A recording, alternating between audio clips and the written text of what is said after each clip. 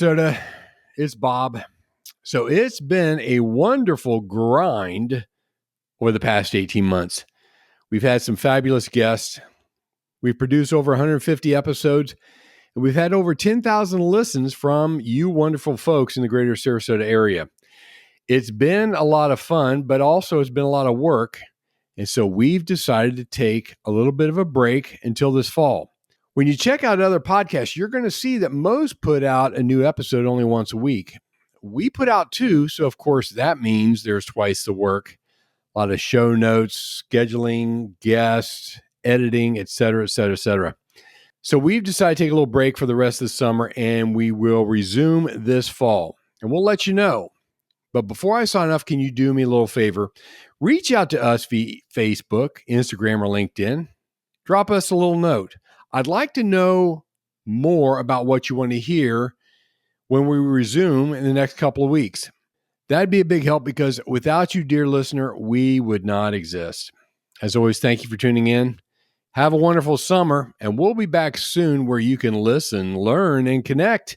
Good morning, Sarasota. This is the Sarasota Stories Podcast, episode 26. Hi, this is Bob. If you've been a listener to Sarasota Stories for a while now, would you do me a little favor?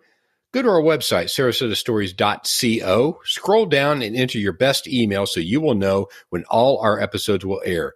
It helps us know who's a fan and how many folks are listening. I certainly appreciate it. And now, on to today's episode. If you're a true foodie, you may have heard of spanakopita. It's a Greek savory pie made with phyllo bread and filled with spinach and other goodies. It's been around since the 5th century, but one local entrepreneur is putting a new twist on this dish by making the name easier for newbies to pronounce and adding his own ingredients to take this dish to a whole new level. Hi, I'm Bob Williams, and you know what? I really do believe that it's essential for us to hear each other's stories.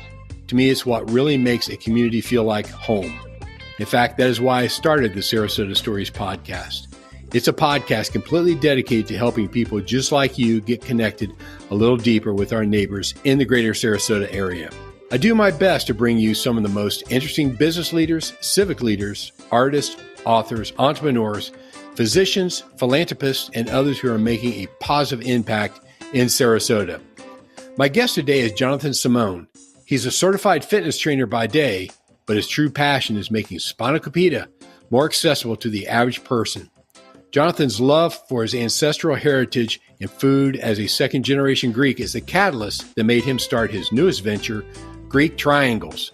In this episode, you'll learn why Jonathan started Greek Triangles, how he makes this traditional food he grew up with, what's different about the style he makes, where you can purchase these wonderful savory pies, and much, much more.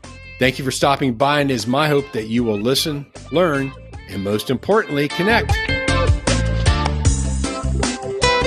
Jonathan Simone of Greek Triangles, welcome to the Sarasota Stories podcast. It's a pleasure to have you here. Thank you, Bob.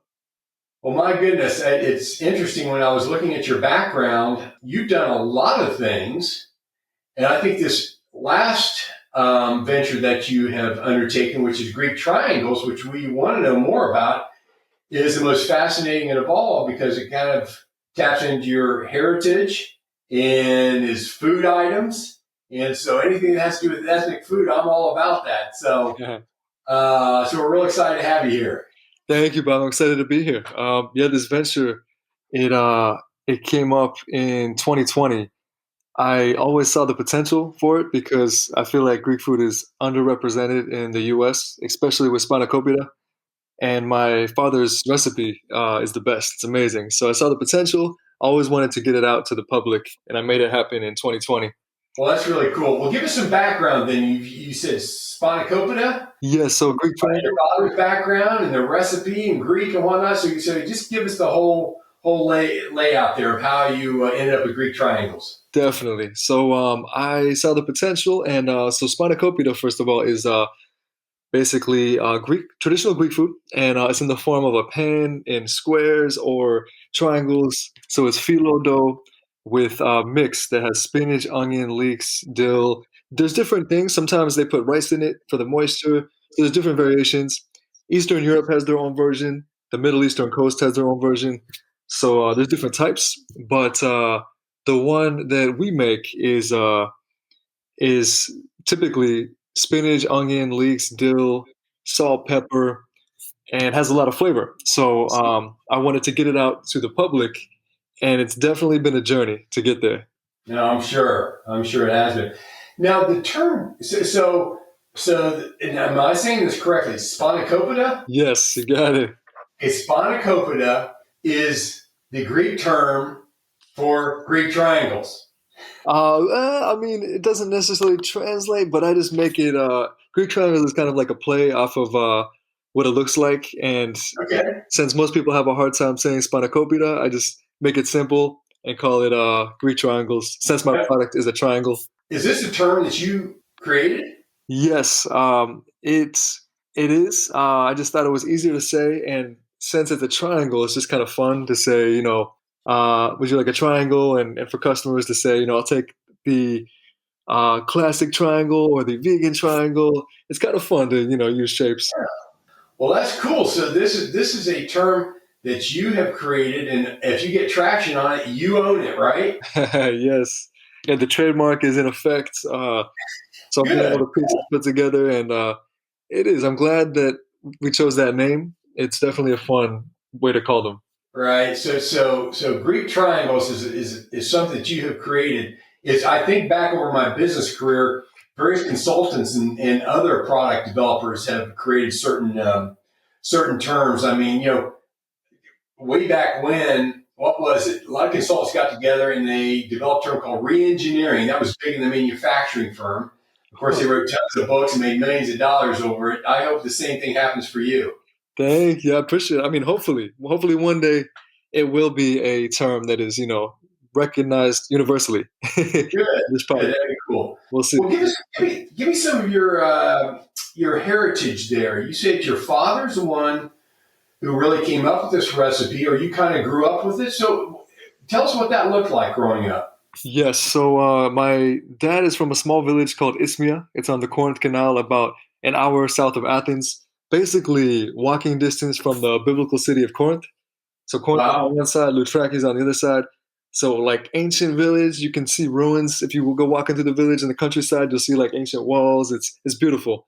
But he's from there. He came to America in his 20s, and then my mom is Greek American, so she just happened to be Greek when they met. And so growing up, I was born here, so I grew up, American, but with that Greek influence. So we would have Greek food occasionally, not all the time, but occasionally. My dad would cook and make amazing Greek food, and we'd go to Greece every couple of years and visit family. And it was a different world over there, completely different culture, of course, different food.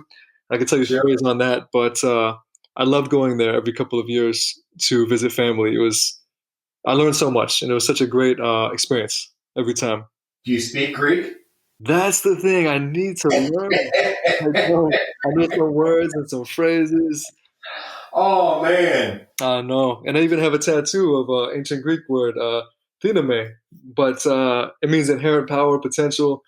It's a root word of the English word dynamic, but I don't know Greek fluently yet. One day, one day. Well, that being a completely different alphabet and whatnot, that'd be a tough language to learn. So Yes. it's funny. I mean, I always felt, I agreed with Bill Gates. I always felt like I was never really educated unless I learned a second language. I do not know a second language. I know a little bit of Spanish. I used to send my kids down to Panama to live with a family down there. So they all speak Spanish. I have a third daughter who actually knows how to speak Mandarin, so she's fluent in Chinese. Wow. But shame on you for not learning Greek because I think that'd be the coolest language in the world. It is a pretty cool language. I do want to learn Greek though. One day, Greek and Spanish. That's cool that you speak Spanish. That's a good start Yeah, with your languages. I think everybody who grew up in the U.S. is going to have to learn to speak Spanish. I agree. You walk in the hardware stores, it's Spanish. So much of our labeling now is Spanish and whatnot. But yeah. So when you went to Greece, when you say it's definitely different, what were some of the things that you saw over there and that just kind of resonated with you?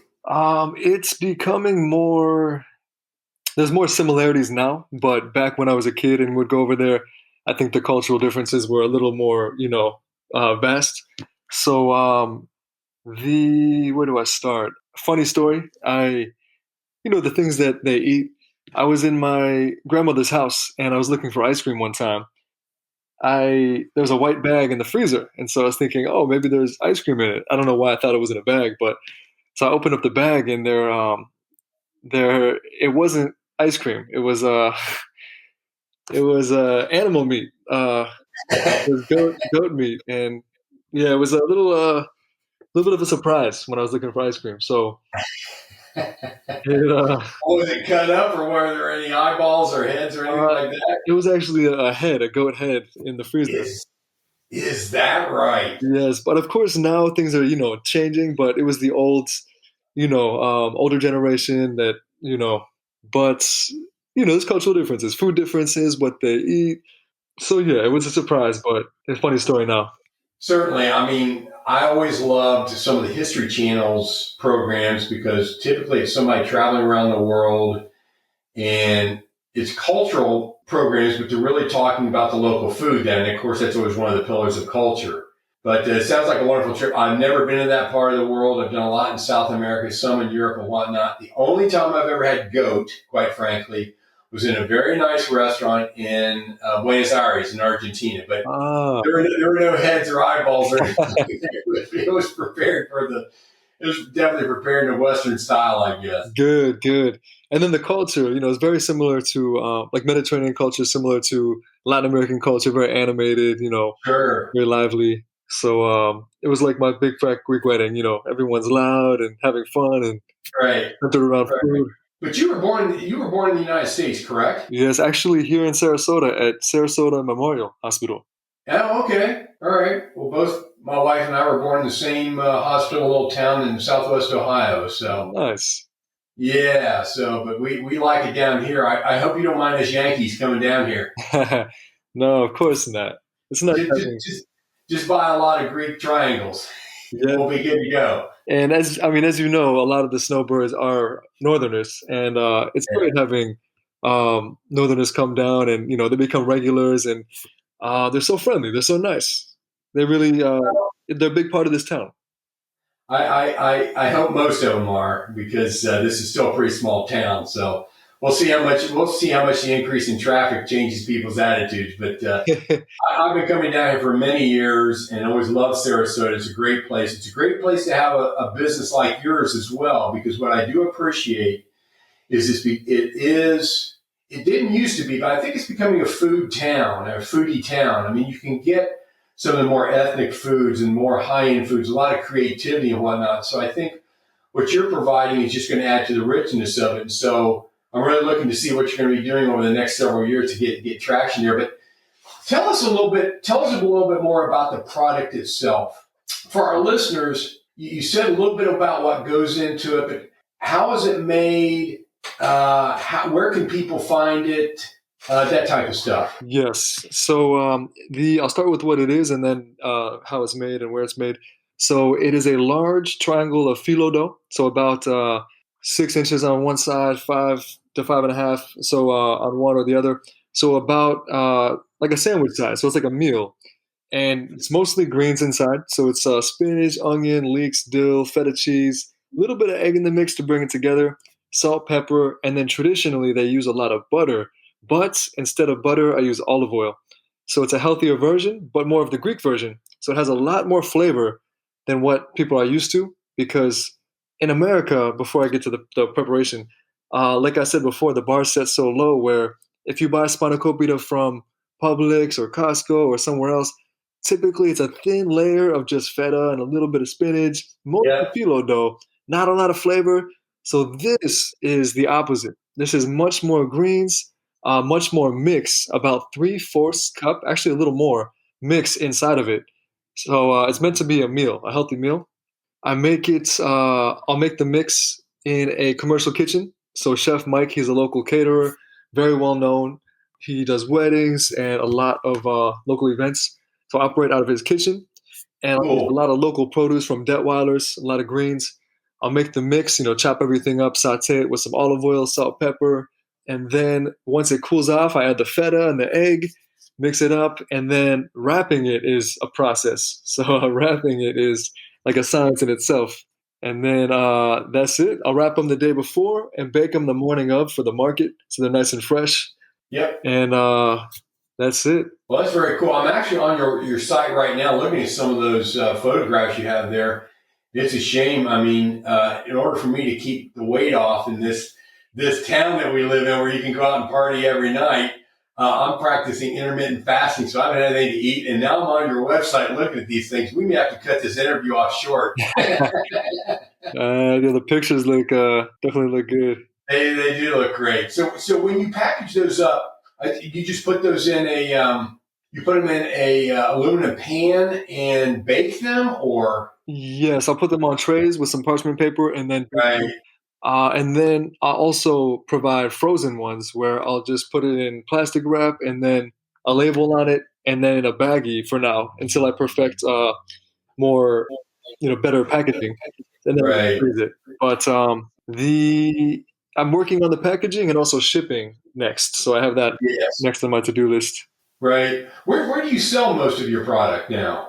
Most of them are at the markets right now, and then Right. also people can submit an order on Monday or Tuesday for whatever number they want by the end of the week, and for pickup at the markets to make it more efficient.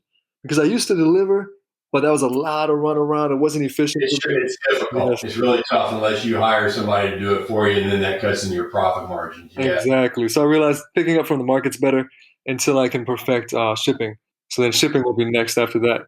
Right. Right. You'll get there. What's been the toughest thing in starting this business? Starting was basically just being an entrepreneur, typical entrepreneurial challenges where you have an idea and you want to pursue it and no one believes in it, except for you. It's your vision. And so you have to just believe in yourself and just take things one step at a time, and then also determine what your next move is, because you can't really ask anyone. You can get advice and input from people who have similar paths, and that's helped me a lot. But then at the end of the day, sometimes it conflicts. At the end of the day, you have to make your own choice. So basically, just learning how to put everything together, from the corporation to the trademark to doing taxes, learning what permit to get, the runaround with finding how to get the permit, and all of that, all the steps, multitasking, wearing different hats, doing this marketing to sales to accounting, figuring it all out. It's a lot of work for sure. It is a lot of work. It's just overcoming that inertia and whatnot. I've started businesses before, and of course, what can help a lot is if you're well capitalized because you delegate all that sort of jazz. But it's just kind of the busy work to really kind of get your business off the ground. So you've been into this for 2 years now. What would you have done differently looking back? Differently, I would have actually moved faster. I think I dragged my feet the first year because I was focused on other things and trying to make too many things work at once instead of just focusing on this, stepping back from everything else, and then, systemizing it, scaling it, then focusing on other things. So I just kind of dragged my feet being in too many different directions in the beginning. I would say, yeah, that's the main thing. There's nothing really else that comes up. Right. I think it's Elon Musk. He was interviewed one day, and he just said, really work like the devil right from the get-go, because if you're working twice as hard, then the other fellow's not going to be able to catch up to you. Yes. And so I think that's if you have the bandwidth, because it's very, very difficult to be working full-time someplace else and starting a business on the side. That's a really big challenge. Oh, yes. No, I didn't realize how you really have to commit 100%, because I work full time at Orange Theory as a coach as well. And then at that time, I had clients as well. And then other ventures I was trying to develop, other brands. So you do learn a lot. It did teach me a lot about time management, being efficient. Every minute counts. Sure. You learn to take advantage, to maximize your time to make it all work. But focus is definitely an important thing. Yeah, it is indeed. It is indeed. So where do you want to take this business? So the goal is to definitely systemize it. So I have to perfect the product, perfect the packaging, each part of the sales cycle. Then I will have someone make the mix have someone wrap them for me, have someone manage the markets for me, run the markets for me. Two people, because I need one for two on Saturday, one for two on Sunday. And I'm actually getting a cart built to make the whole process easier instead of setting Oh, everything up. cool. Oh, it helps a lot. So that should be ready in May. So I can just pull up in the cart, load the display case, good to go. So the goal is to systemize it and actually create a franchise. So I could have someone represent me at various markets by either leasing a cart or buying a cart from me and the guy I'm working with for the carts. And then I would provide the products and I would take a percentage of their sales. So they would make really good money selling the pies, following certain guidelines, criteria for brand Yeah, of course. efficacy. So I can get into markets in Miami, throughout Florida, and grow this network while scaling it on the side, getting into grocery stores, places like that. It'd be like basically two parts.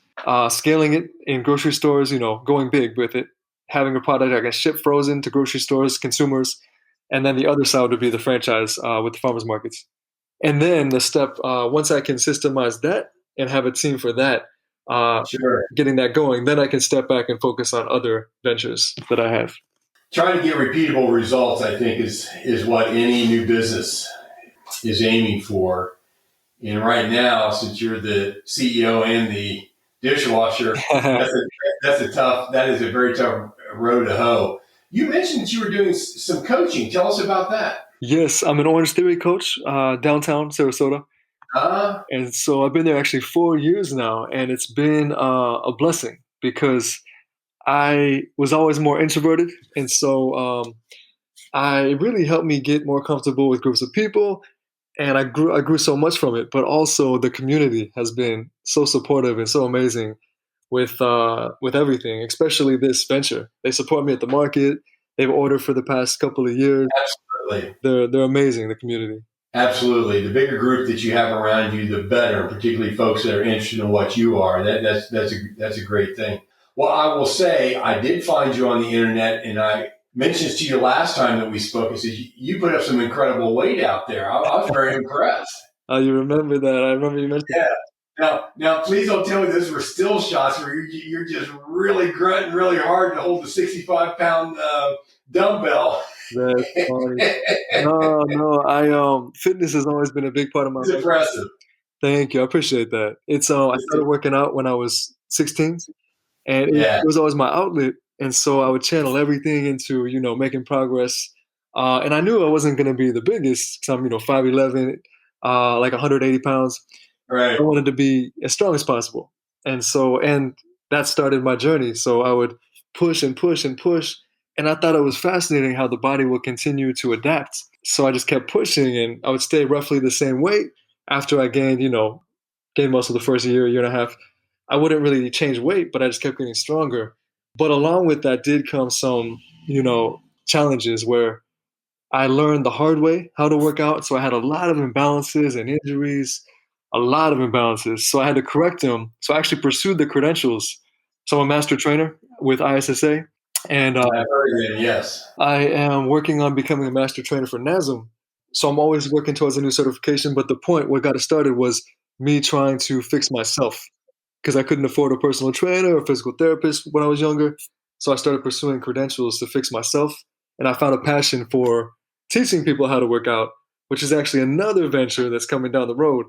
But in the meantime, I love competitions, and that's the stuff that you see, just the training videos. Well, that's great. I noticed that you have your nutritional facts on your product there on your website. Let's see. Here. 8 grams of protein, 9 grams of protein. That's pretty good. Thank you. Have to eat 4 or 5 of have to eat 4 or 5 of them, right? Get all your protein for the day. It's got a good ratio, a good balance. It's like a sandwich basically, but some of them have less carbs than a sandwich, but the nutritional facts are comparable depending on if it's the vegan one or the regular one. Yeah, it's supposed to be a meal. The vegan one, of course, is much lighter, Sure. but yeah, they're pretty healthy. The only debatable ingredients would be the feta and the phyllo dough, but those really aren't bad. But No, debatable those with are some great. people. Yeah, exactly.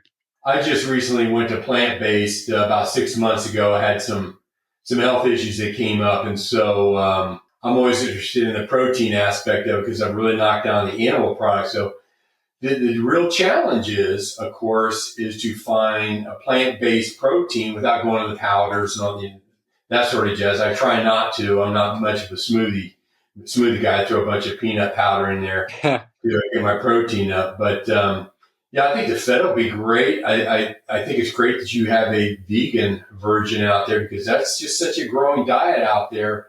You got some people out there that are really pushing that for the health aspects of it, and so I think it's really wise having that in your menu. Thank you. There's a lot of vegans. I was surprised, or people that like plant-based, like you were saying. Right. A lot of people request the vegan one, or they ask if there's meat in it. A lot of people. I was really surprised. It's nice that people are becoming more health conscious. It's very difficult if you are going to eat out to be completely vegan.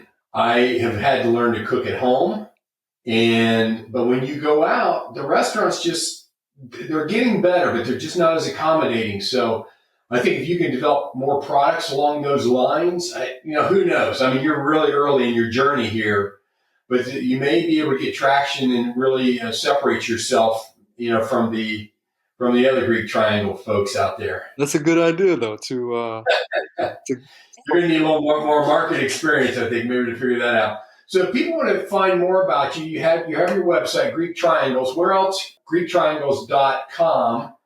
Where else can they find you? Aside from that brand with Greek Triangles on Instagram and Facebook, my personal side, johnsimos.com, JONSIMOS, kind of I'm sharing the journey as I will launch each venture because I have 3 main ventures to start to get traction with, and then I have more down the road. But of course, I've got to take them one at a time. So sharing my crazy entrepreneurial journey.